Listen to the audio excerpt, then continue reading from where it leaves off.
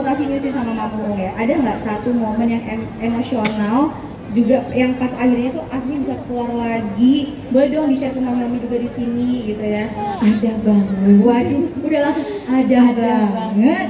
Jadi saat itu tuh bener-bener yang aku bilang. Jadi pertama berterima kasih dulu sama diri sendiri, terus abis itu ternyata nikmatnya tuh malah dikasihnya lebih gitu, jor.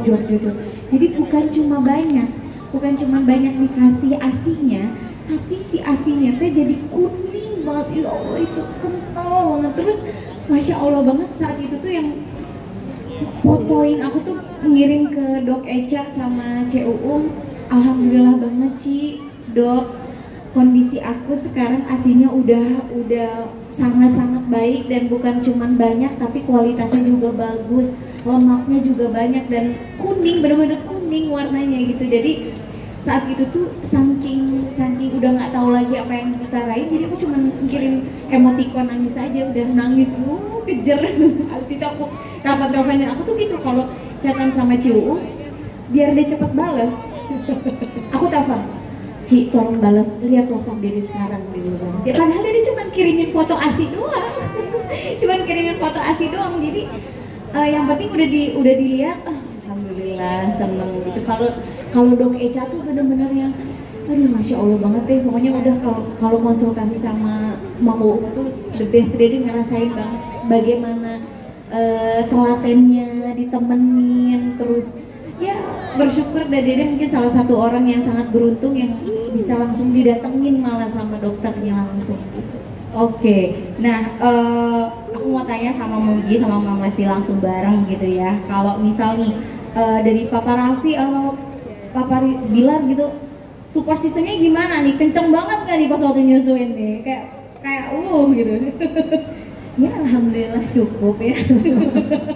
Kok kayak ya alhamdulillah. Maksudnya aku tuh ya mungkin nggak kelihatannya kayak bukan yang support yang kayaknya ini banget, tapi mungkin buat aku ya itu caranya dia tuh beda aja gitu. Kadang-kadang dengan nggak ngerepotin kita aja tuh menurut aku tuh udah bentuk support gitu. Biasanya apa, sayang gitu, tapi kadang-kadang untuk cuman dibiarkan untuk punya waktu sendiri, untuk dibiarkan untuk bisa jalan-jalan supaya nggak stres, ditemenin makan, itu buat aku tuh udah Masya Allah banget. Itu bentuk support system dari Papa Raffi ya, benar banget, karena support system juga pasti beda-beda. Mungkin dari Papa Bilar punya cerita yang unik gitu.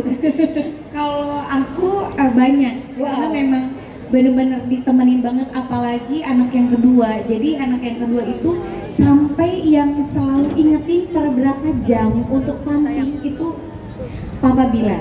Wow. Jadi dia punya alarm sendiri, jam buat ngingetin aku pumping. Biasanya 2 jam, 3 jam. Kalau pas lagi nge-push banget untuk dapetin ASI banyak, itu stok banyak karena waktu itu mau pergi, dia pasti 1,5 jam, 2 jam itu paling lama. Dia selalu, saya udah pumping belum, ya udah pumping dulu, misalkan sambil ditemenin sambil makan apa, itu sambil nonton, biasanya kita gitu. Terus ada momen juga waktu itu pergi, Kak bayangin coba Kak ini 90 biji ASI.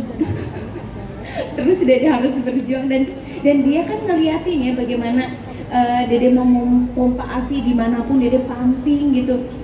Jadi pas pulang dari Inggris tuh di bandara dia berjuang banget, dia sampai bolak-balik buat perjuangin itu ASI biar bisa balik ya, biar bisa dibawa gitu. Dan dia tuh nggak pernah ngeluh, pokoknya kalau udah soal ASI dia sendiri yang maju gitu. Nggak apa-apa ini sayang, aku aja. Dia sampai ngopak, kayaknya ini harus 1 koper deh katanya, ini 1 koper aja. Terus waktu itu dia udah feeling harus masuk bagasi terus pakai es apa namanya, ya tambahin es gitu. Takutnya amit-amit buruknya ini nggak bisa lewat, udah kita masukin bagasi aja. Itu dia bandel, enggak ini harus, masa mau dimasukin bagasi, itu kan makanan gitu-gitulah. Dia tuh masih yang begitu, dengerin deh. Tapi ya udah deh, dianya ngalah tetap. Terus abis itu dibawa pakai koper yang kecil-kecil, bawa lah yang kecil-kecil dibawa buat disimpan di kabin. Nggak bisa lewat, iya. Dan kondisinya tuh harus nggak boleh beku.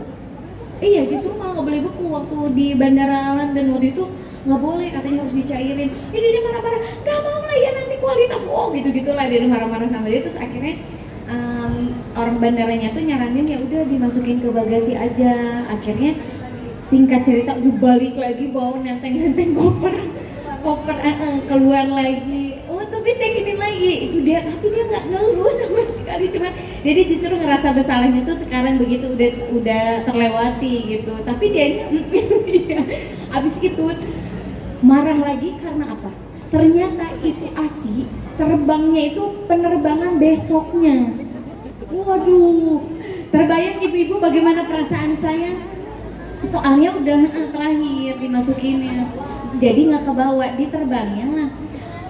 Kodarullahnya karena itu esnya banyak, besoknya dia udah konsultasi sama Ciung sama Dok Eca. Dia tenang dulu aja, kalau itu dalam kondisi masih ada beku itu nggak apa-apa, masih bisa dikonsumsi, tapi harus langsung dikonsumsi ya gitu. Jadi malam-malam itu kan dia nggak mau pergi lagi ke sana gitu-gitu lah. Gue juga nggak mau, dia nggak akan pernah mau dia ke sana. Ada gitu-gitulah jadi cerita. Akhirnya karena terus akhirnya udah singkat cerita dikabarin di hari itu juga ternyata nyampe, tapi malam jam 10 malam itu kakak dari depan langsung ini dari bandara ada telepon, Asih kamu udah sampai. Alhamdulillah, itu dia sendiri yang alhamdulillah. Terus mudah-mudahan masih dalam kondisi beku ya. Qadarullahnya begitu nyampe rumah dibuka kondisinya masih beku. Wow. Alhamdulillah banget. Dan itu dia bilang ya kalau memang rezeki Ade pasti masih baik-baik aja dan masih bisa dikonsumsi. Itulah perjalanan menurut aku tuh kayak nikmat banget ya ternyata. Dan aku justru malah ngerasa bersalah sama suamiku sendiri begitu berjuangnya. Kebayang nggak dia bolak-balik dan jauh kan, giatnya jauh, bolak-balik terus dirinya tuh yang santai gitu, gak mau, pokoknya itu ASI harus dibawa pulang. Dia bilang 90 kantong. Wow, 90 kantong, bayangin aja nih, bayangin gimana? Iya. Kesel. Iya. Sampai berkoper-koper kecil kan gitu, belum es batunya. Ya tapi perjuangan ya, dinikmatin ya. Wow.